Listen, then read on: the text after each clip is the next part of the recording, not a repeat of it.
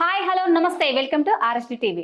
ఈ రోజు మనతో పాటు ఉన్నారు జబర్దస్త్ నటించినటువంటి జిగేల్ జీవన్ గారు మనతో పాటు ఉన్నారు. తనతో మాట్లాడి మరిన్ని ముచ్చట్లు తెలుసుకుందాం. హాయ్ అండి. హాయ్ అండి. ఆర్ఎస్డి టీవీ ప్రేక్షకులందరికీ నమస్కారం. So thank you so much నన్ను ఇంటర్వ్యూకి పిలిచినందుకు. ఓకే, ఎలా ఉన్నారు జీవన్ గారు? వార్తలు చదువుతున్నావు ఏంటి వార్తలు చదువుతున్నావు. హాయ్ హలో, ఇప్పుడు మరిన్ని విషయాలు కనుక్కుందాం. అదే బాగుంది అంటున్నా యాంకరింగ్. థ్యాంక్ యూ అండి, thank you so much. Anyway ఎలా ఉన్నారు?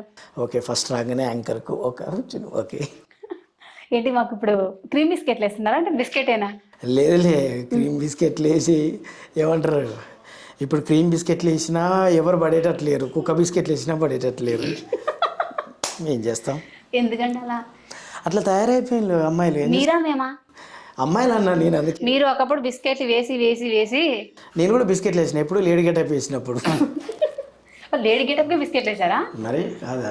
సూపర్ అండి. ఓకే, ఇప్పుడు జబర్దస్త్ లో చెయ్యట్లేదు, ప్రజెంట్ ఏం చేస్తున్నారు మీరు? ఇక సినిమా చేస్తున్నా, మూవీస్. ఏం మూవీస్ అంటే? ప్రజెంట్ రీసెంట్ ఒక శరపంజరం మూవీ అని చెప్పేసి చేశారు, విన్నాను. అది ఒక డిఫరెంట్, ఒక థాట్, డిఫరెంట్ కాన్సెప్ట్. అది శరపంజరం అనే ఆ సినిమా బయటికి రావడానికి ముఖ్య కారణం ఫ్రెండ్స్. ఒక ఫ్రెండ్షిప్ వల్ల ఒక సినిమా బయటకు వస్తుంది అనేది ఆ సినిమాతోనే ప్రూవ్ అయింది. యాక్చువల్లీ ఆ సినిమా మేము అనుకున్నప్పుడు ఏంటి, 0 బడ్జెట్. ఓకే, అంటే ఇండస్ట్రీలో, తెలుగు ఇండస్ట్రీలో కానీ నాకు తెలిసి తెలుగు అనేది ఇండస్ట్రీలో ఇప్పటి వరకు 0 బడ్జెట్తో ఏ సినిమా రాలే. అవును. సో అలాంటి ఒక కాన్సెప్ట్తో ప్రయోగాత్మకంగా ప్లాన్ చేసుకున్నాం.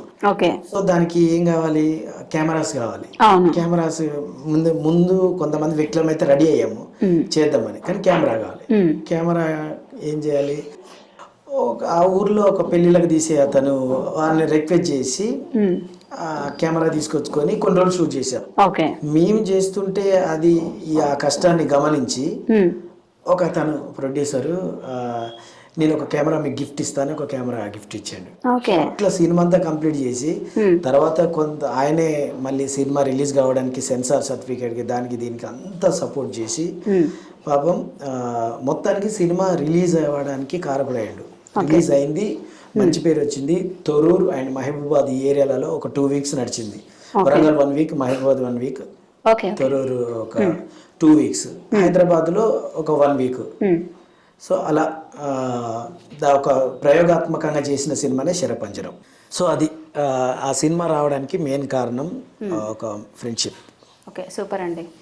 జబర్దస్త్లో నుంచి మీరు వెళ్ళిపోయారా, లేదంటే వాళ్ళు తీసేశారా? ఎట్లని తెలుసా, నేను ఎల్లగొట్టినలా లేనట్టు అడుగుతున్నావు నువ్వు. మంచిగా అడగచ్చు. సరే, అంటే వెళ్ళిపోవడం అని కాదు,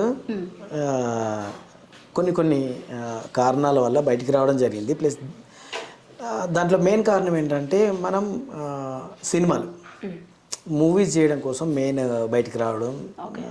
ఎందుకంటే అంటే ఏది ఉన్నా ఏది చేసినా అంటే లాస్ట్కు మూవీ అనేది గోల్. సో దానికోసము చేద్దాము, మూవీలో ఆఫర్స్ వస్తున్నాయి ఇప్పుడు. సో దానివల్ల వచ్చి బయటికి రావడం జరిగింది.